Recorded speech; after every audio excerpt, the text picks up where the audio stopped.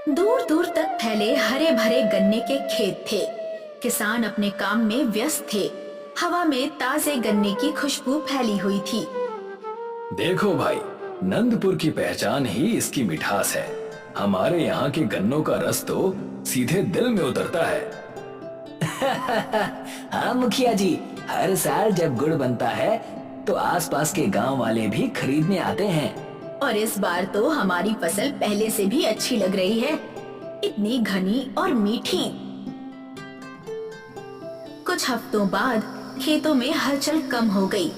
गन्ने के खेत मुरझाने लगे थे। ये क्या, पत्तियां सूख रही हैं? ये तो पहले कभी नहीं हुआ। हाँ रामू, क्या तुम्हारे खेत का भी यही हाल है? हाँ मुखिया जी, पिछले 2 दिनों से गन्नों की मिठास में भी कमी आ रही है। ऐसा कैसे हो सकता है? क्या कोई हमारी फसल के साथ छेड़छाड़ कर रहा है? सबके चेहरे पर चिंता के भाव आ जाते हैं। कुछ दिन ऐसे ही बीत जाते हैं, मगर कुछ दिन बाद हालात और बुरे होने लगते हैं। रात के समय खेतों में रहस्यमयी रोशनी फैलने लगती है। गांव में फसलें सूख रही थी। गांव के चौपाल पर लोग इकट्ठे थे और सभी चिंतित दिख रहे थे। जमींदार वीरेंद्र प्रताप, मुखिया बलराज सिंह, बुजुर्ग रघुनाथ काका, सुमित्रा और चंपा भी मौजूद थे। अब बहुत हो गया, हमारी फसलें सूख रही हैं। खेतों में अजीब रोशनी दिखती है और जो भी रात में वहां जाता है डर से कांपता हुआ लौटता है। आखिर ये सब हो क्या रहा है? ये किसी की बुरी नजर लग रही है या फिर कोई पुराना श्राप? जब से मैंने होश संभाला है पहली बार ऐसा हो रहा है। हमें असली कारण जानना होगा। अगर कोई इन सब के पीछे है तो उसे बेनकाब करना होगा। बाबा, हम डर के पीछे नहीं हट सकते। हमें खुद जाकर देखना होगा कि रात में खेतों में क्या चल रहा है। चंपा की बात सुनकर जमींदार वीरेंद्र प्रताप की बहू सुमित्रा गहरी सोच में डूबती हुई कहती है, हाँ, अगर हमें नंदपुर को बचाना है तो हमें इस रहस्य को सुलझाना ही होगा। मैंने और चंपा ने फैसला किया है कि हम दोनों मिलकर और आप सबकी मदद से इस रहस्य को जरूर सुलझाएंगे। इतना कहकर सुमित्रा अपने ससुर के कान में आहिस्ता से अपनी और चंपा की योजना बताने लगती। चंपा के तेज दिमाग पर मुझे हमेशा से ही भरोसा था। मुझे विश्वास है कि तुम दोनों की मदद से जरूर इस रहस्य को सुलझाया जा सकता है, क्योंकि गांव में सबसे चतुर तुम दोनों ही हो। चंपा और सुमित्रा खेतों की ओर जाने की तैयारी कर रही हैं। चंपा, तुम सच में तैयार हो? अगर सच में कोई ताकत हमारे खेतों को बर्बाद कर रही है तो हमें बहुत सतर्क रहना होगा। डर से कुछ नहीं होगा सुमित्रा भाभी, चलो चलते हैं। ये रहस्यमयी रोशनी आखिर आती कहाँ से है? दोनों खेतों की ओर बढ़ती हैं। जहाँ हल्की रोशनी दिखाई देती है, अचानक हवा तेज हो जाती है और घास में हलचल होती है। ये हवा अचानक इतनी तेज कैसे हो गई? कुछ तो गड़बड़ है, हमें और अंदर जाकर देखना होगा। दोनों गन्ने के खेतों के अंदर जाती हैं और देखती हैं कि कुछ झाड़ियों के पीछे एक काली परछाई हिल रही थी। अचानक रोशनी गायब हो जाती है और सब कुछ शांत हो जाता है। अब क्या करें? हमें रामदास बाबा से बात करनी चाहिए, शायद उन्हें कुछ पता हो। प्राचीन शिव मंदिर में रामदास बाबा बैठे हुए थे। सुमित्रा और चंपा उनके सामने खड़ी थी। बेटियों, मैं जानता था कि तुम लोग जरूर आओगी। ये जो खेतों में हो रहा है वो कोई साधारण बात नहीं है। बाबा, आप सब कुछ पहले से जानते हैं? ये रहस्य बहुत पुराना है।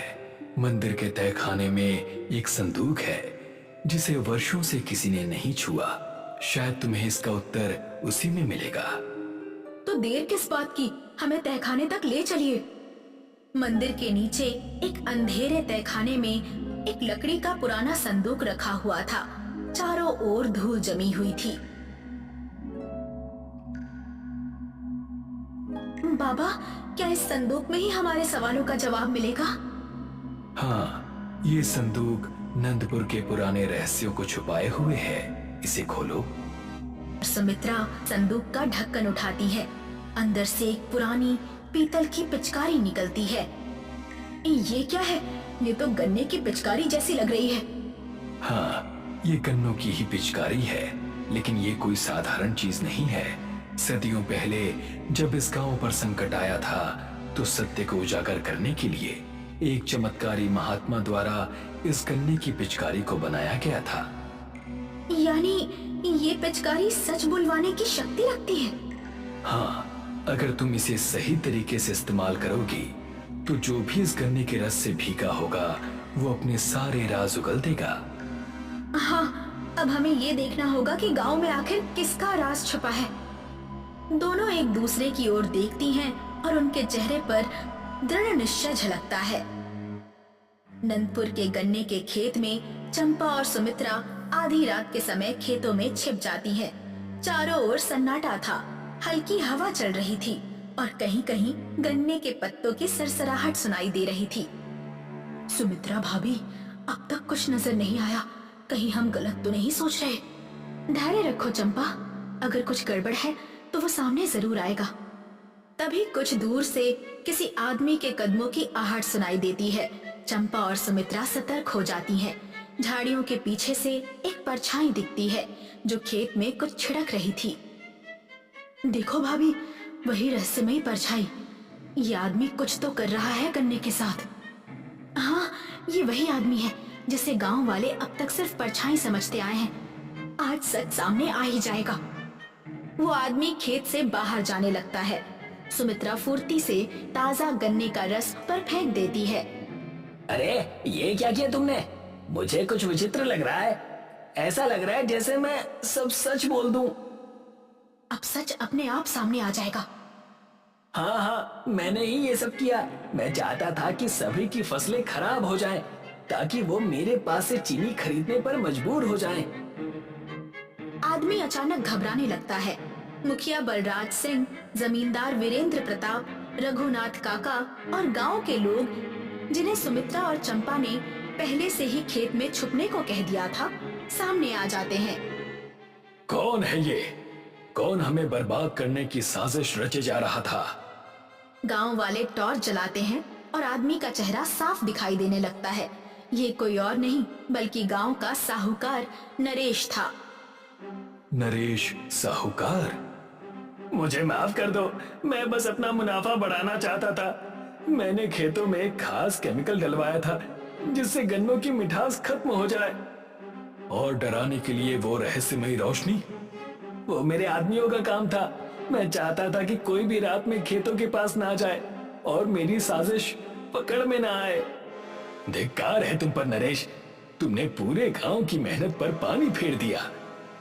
इसे सजा मिलनी ही चाहिए, इसे गांव से निकाल दो। बलराज सिंह उसे गांव से बाहर निकालने का आदेश देता है। नरेश रोता बिलखता हुआ गांव छोड़ जाता है। कुछ दिन बाद गांव में फिर से चहल पहल लौट आती है। गन्ने के खेत फिर से लहलहा रहे थे। सभी गांव और सुमित्रा मंदिर के पास खड़ी थी। उनके हाथ में गन्ने की पिचकारी थी। आज गांव की मिठास वापस आ गई और ये सब इस गन्ने की पिचकारी की वजह से हुआ। बलराज सिंह मंदिर के पुजारी से कहता है, ये कोई साधारण चीज नहीं है, इसे हमेशा मंदिर में ही रखना चाहिए ताकि भविष्य में कोई और हमें धोखा ना दे सके। पुजारी सिर हिलाते हैं। गन्ने की पिचकारी को मंदिर के गर्भगृह में रख दिया जाता है। सभी गांव वाले हाथ जोड़कर मंदिर की ओर देखते हैं। आज नंदपुर ने एक नई सीख सीखी है, लालच कभी भी किसी का भला नहीं कर सकती और सच्चाई को कभी छिपाया नहीं जा सकता। सही समय आने पर सच खुद सामने आ जाता है। गांव में खुशियों का माहौल छा जाता है। बच्चे खेलते हैं, किसान खेतों में फिर से मेहनत करने लगते हैं। गांव की मिठास लौट आती है।